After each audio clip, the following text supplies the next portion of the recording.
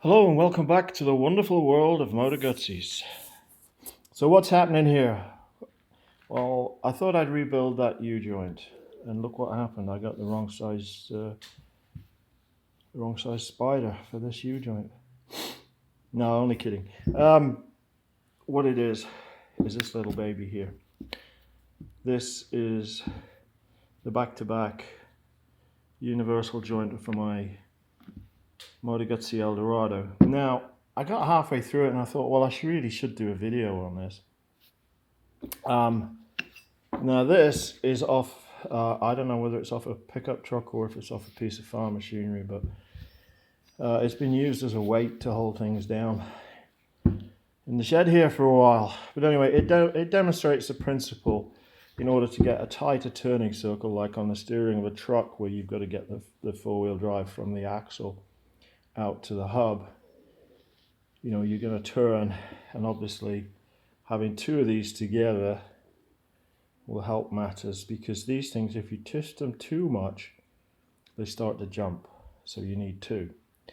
And that's why Guzzi decided to put two on their drive shaft.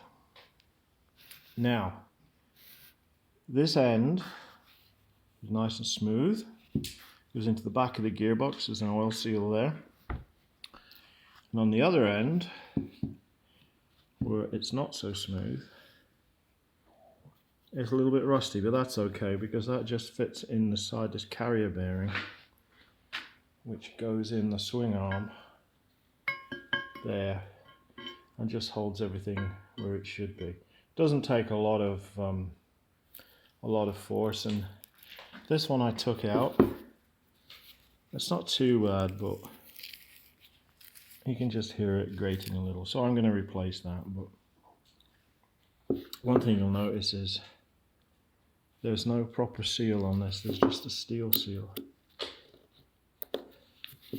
So I'm going to replace it with a rubber sealed bearing, and then when I put this in, when I fit it, I'm going to put some silicone around here just to try to stop water going down in here, around here, because this was allowing water in thanks to this rubber boot which fits on the end of the swing arm there, goes to the gearbox and is supposed to protect this. But in actual fact it had a hole in, if you can see there. I'll push that paper through. There was a hole there, so this was filling up with water.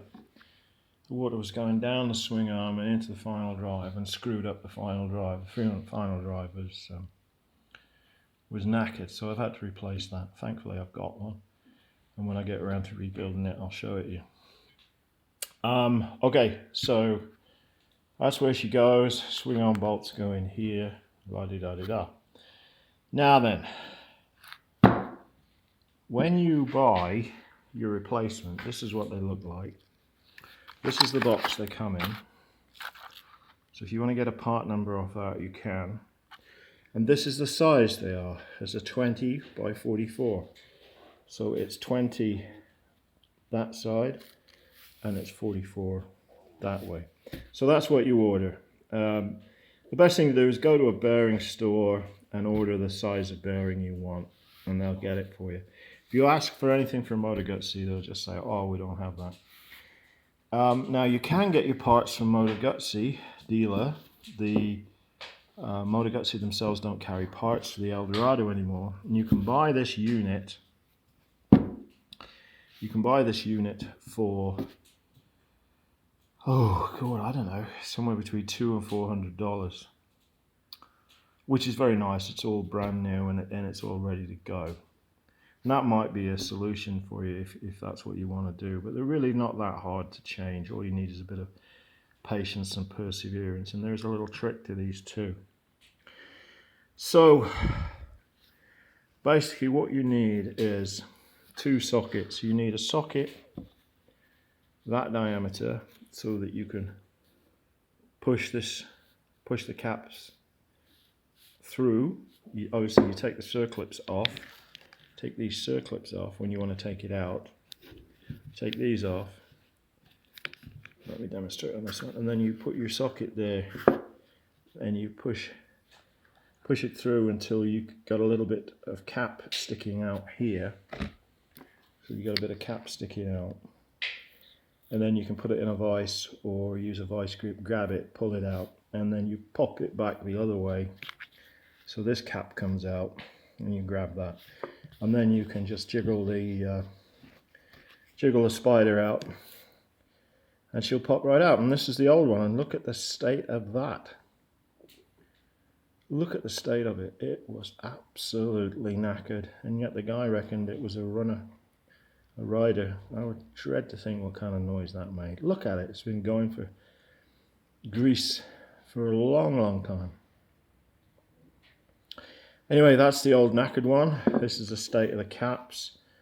One of them had gone completely, was in pieces, and the rest had busted out. Right. Now then, another thing. Oh, these are the rollers that would have been inside there. You can see the indentations in the old grease where they were. Anyway, those buggers were in there. Now, where was I? Oh yes. Now then, when it comes to pressing these in, what you want to do is you want to do these first. You want to do, excuse me, you want to do these first. Don't do these first, because if you do, you'll find you can't get these in. So do the two sides first and then pop them in on the inside, because then you've got room to press here.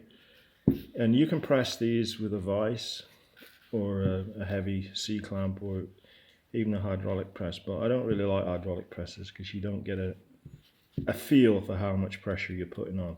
And there's a very important reason why. Let me demonstrate with this. When you're popping these in, very often, I don't know if you can see it there, one of the rollers will pop out and lie at the bottom. And you won't know about it until you try to press it in all the way.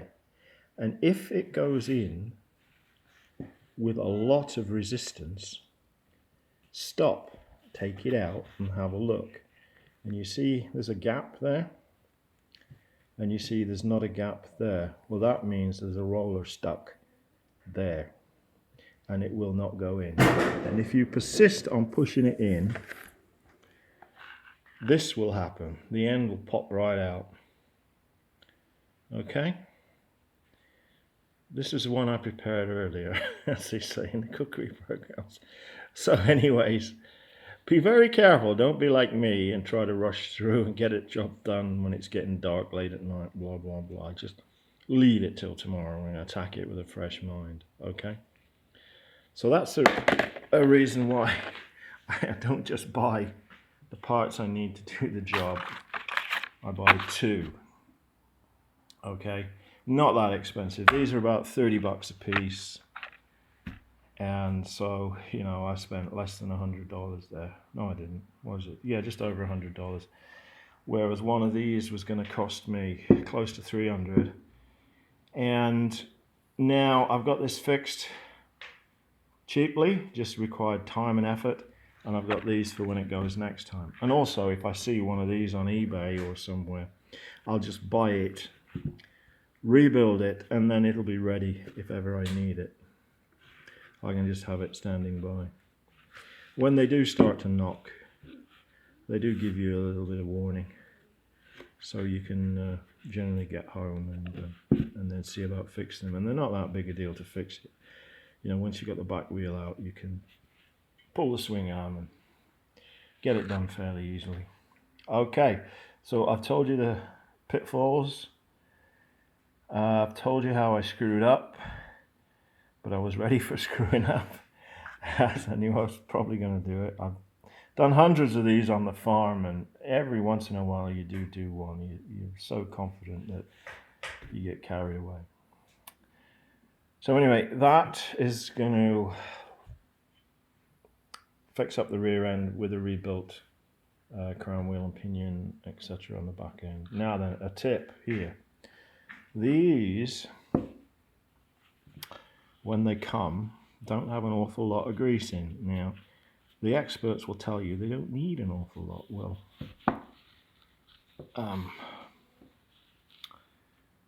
you see, that's how much there is in there.